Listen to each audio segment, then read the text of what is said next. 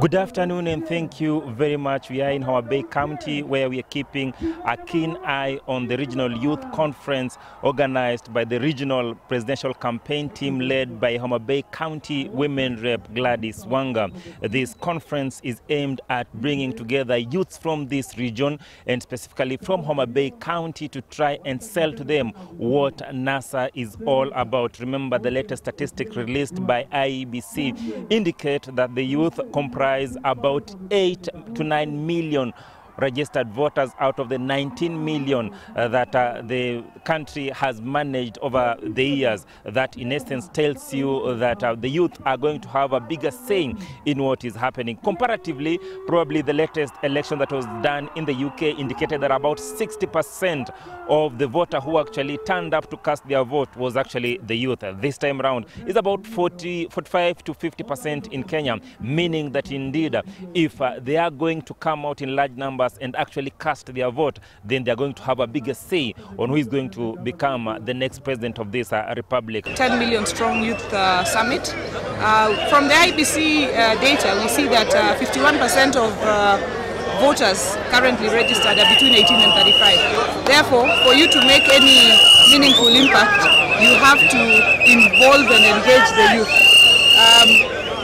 Therefore, this is what the Nyanza presidential campaign team for Raila Odinga is doing, engaging the youth. These are youth from the entire region, the entire Nyanza region, 4 counties, Migori, Siaya, Homabay, and Kisumu. And what we hope to do is to fire them up, to go out there and be sure to be the ones to get out voters to vote 100%. We are serious, we are 10 million strong, and we want every last voter to vote. And this is why we are engaging majority of voters who are between 18 and 35 years. So we are expecting our ODM or NASA, if I may put it that way, has actually managed to bring together a host of young politicians, young leaders, drawn from Nairobi, drawn from this region, trying to talk to the youth and telling them they need to actually vote for them. This will also provide a perfect opportunity for them to actually sell to the youth what NASA is going to do for them. Remember yesterday, while we were in Bomet County, Raila Odinga actually coming out strongly and saying that they are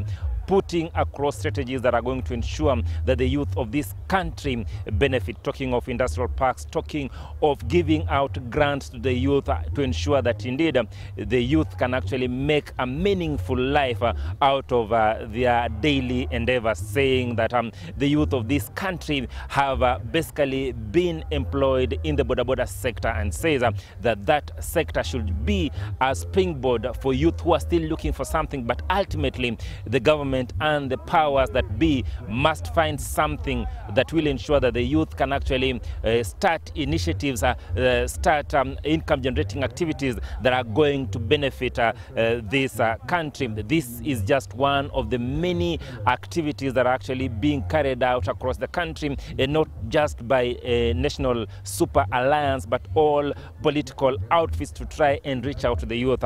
Amongst other key issues that actually the political outfits have tried to come out and do to try and endear themselves to the youth include the dress code. We've seen President Uhuru Kenyatta and Deputy President actually dressing in a more funky way to try to reach out to the youth.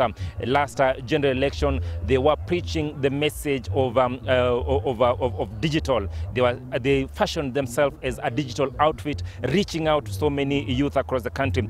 2017, we are trying, they're trying as much as they can to try also to reach out their youth. We've also seen the opposition outfit, Raila Odinga, trying to fashion his message and intertwining it with popular songs. Key amongst the songs that he's actually come out with and try to fashion his message around it is Kamatia Chini, saying that he'll try as much as he can to Kamatia Chini those who are engaged in vices that are actually ensuring that the youth cannot get employment, that the youth cannot actually create and generate wealth in this country. So we'll ensure that we actually keep a keen eye on what is happening around this regional youth conference that has actually brought together youthful MPs. We're talking youthful aspiring MPs. We're talking about Babu Wino, we're talking about Steve Mbogo.